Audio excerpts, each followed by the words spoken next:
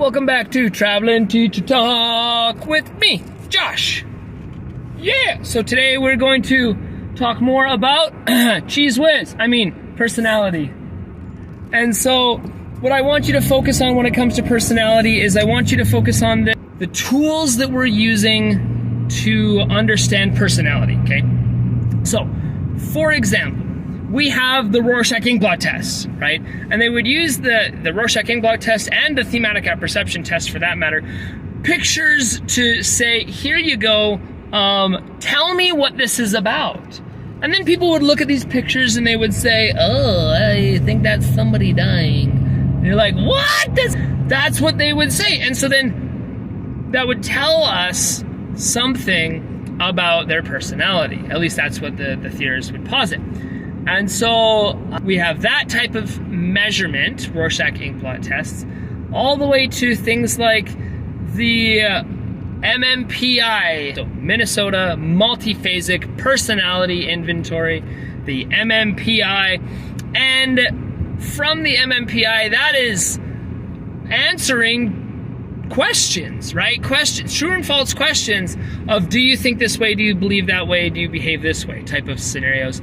And then they come up with this personality type, okay?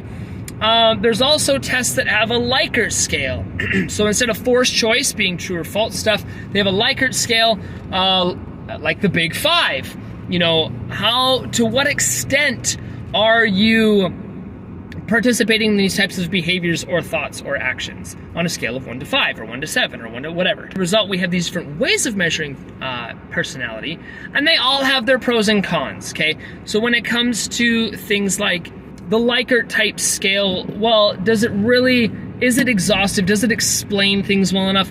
How are the questions written? And to what extent can I be agreeable to the thing that you're asking me to try and decide if I'm agreeable to or not? Or the true or false thing. You know, I don't have an option. It's a forced choice. There's no other way to describe what's going on. It's, do you do this or not type of a scenario. And maybe you do it sometimes. Maybe that's the answer. So there's a flaw. We not only have the psychodynamic perspective, which I talked about in a different video, but we have the trait perspective, which is that we have these stable, enduring, persistent traits that are consistent across scenarios. And I hope you can criticize that as well, because when you change the context and this environment, the culture in which you are in, yeah, your personality might shift too. And so the idea, though, is behind trait theory is that we can, using factor analysis or words, so Allport used those 18,000 words, Tell used factor analysis, Myers-Briggs used factor analysis to try and understand why you do what you do. And when the individuals who chose to use factor analysis tried to understand that there are multiple behaviors that have an underlying cause, okay, that's what factor analysis is trying to get at. We have all of these things that we do, and there's consistent patterns, and so can we label the thing that's causing the consistent pattern as something, whether it's agreeableness, extroversion, conscientiousness, neuroticism, or etc. Okay, so those are the types of things that the personality theorists, the trait theorists, are using and trying to extrapolate with, right? Trying to understand your behavior. When it comes to the behavioral theorists, okay, let's get into behavior theory and personality. These individuals, the Skinner, right, the Watson, they believed that you could learn behavior, right? And if you can learn behavior, then you can unlearn behavior. So your personality is not all that different. You can learn certain personality traits, and then you can unlearn them too. Let's talk about Bandura for a second. Bandura was super interesting. Remember Bandura's research? Yeah.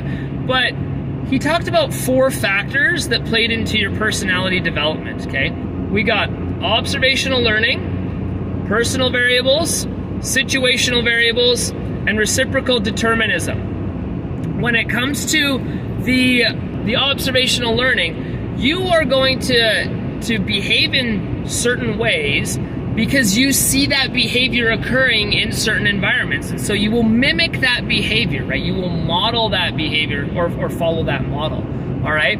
That's through that observational learning component, and that can become predictable.